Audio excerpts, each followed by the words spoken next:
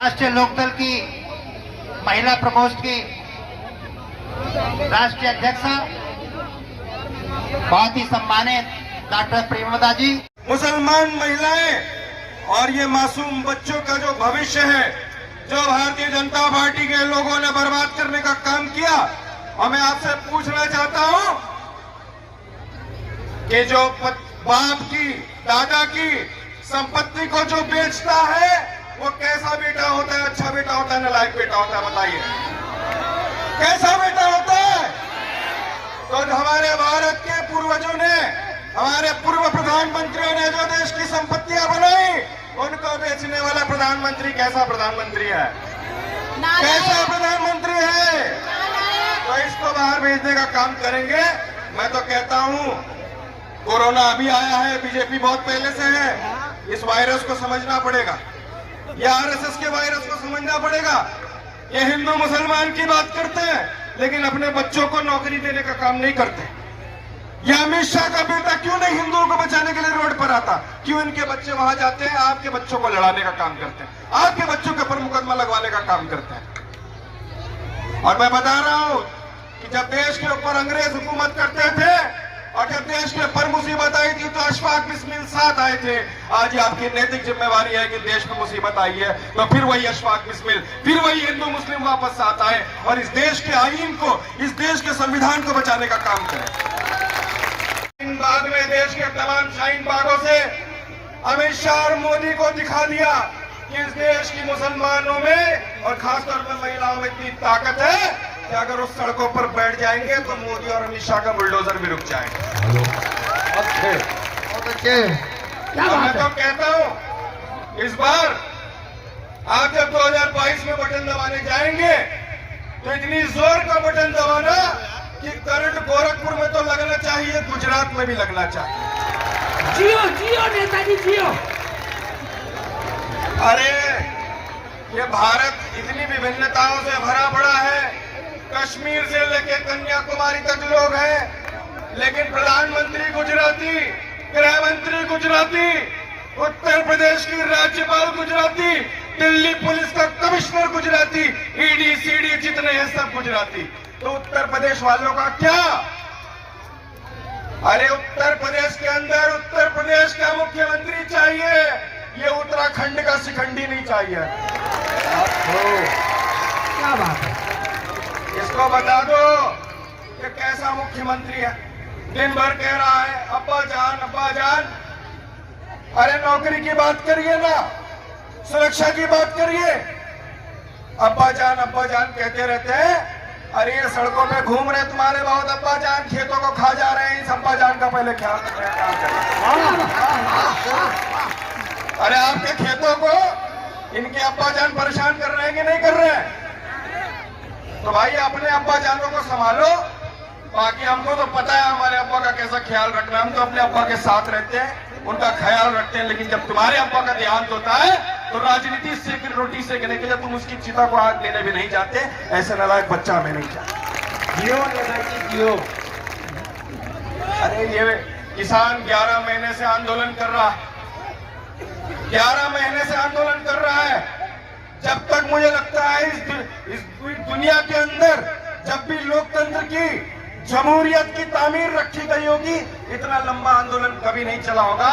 लेकिन ये जो बैठे हैं सत्ता में, इनके दिल पर कोई फर्क नहीं पड़ता। 600 से ज्यादा किसान मर चुके हैं, शहीद हो चुके हैं, ना उनके परिवारों से मिलने जाते हैं, ना उन्हें सांत्वना देने का काम करते हैं।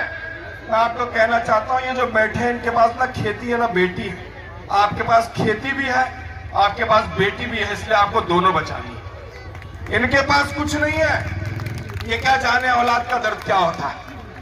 अभी कासगंज के अंदर कल रात को अल्ताफ नाम के एक लड़के की पुलिस कस्टडी में हत्या कर दी गई।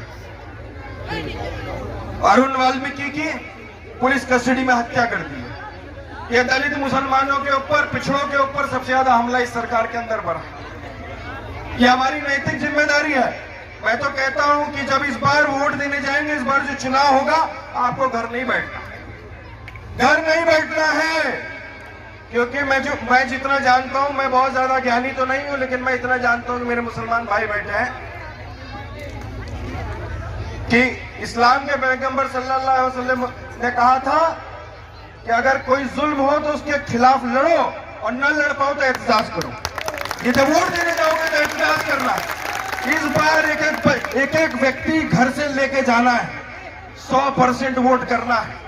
अगर आप वोट नहीं करोगे तो फिर ये जालिम इस देश के ऊपर राज करेंगे और फिर हम अपने बच्चों से ये वादा नहीं कर पाएंगे कि हम उस ख्वाब को, उस भगत सिंह के ख्वाब को, उस मौलाना अब्दुल कलाम के आजाद को, उनके सारे ख्वाबों को हम कैसे पूरा कर पाएंगे। हिंदुस्तान एक ख्वाब है मेरे दोस्तों, इस ख्वाब को बदनाम नहीं होने देना है, इस ख्वाब को खराब नहीं होने देना। ये हमें क्या कहते हैं, किसान आंदोलन कर रहे हैं तो बोलते हैं खालिस्तानी है, पाकिस्तानी है, फलाना है, धमाका।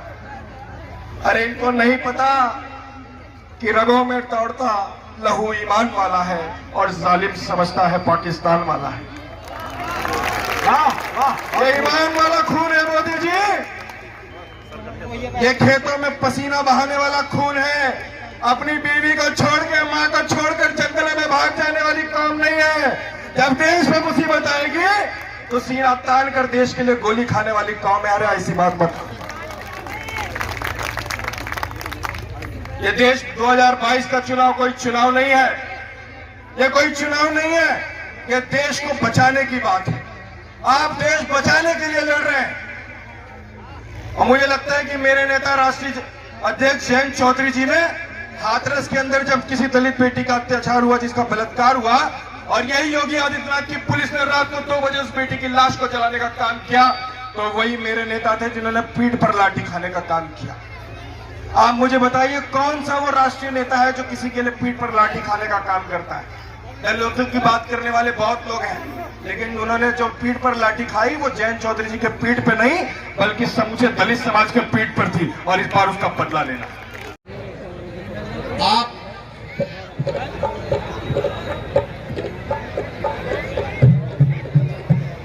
दोस्तों पार्टी,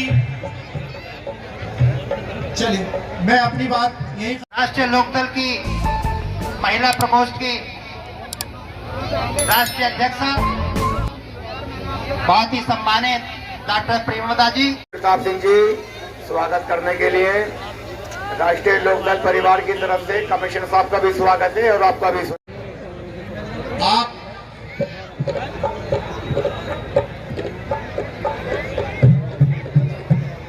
दोस्तों पार्टी,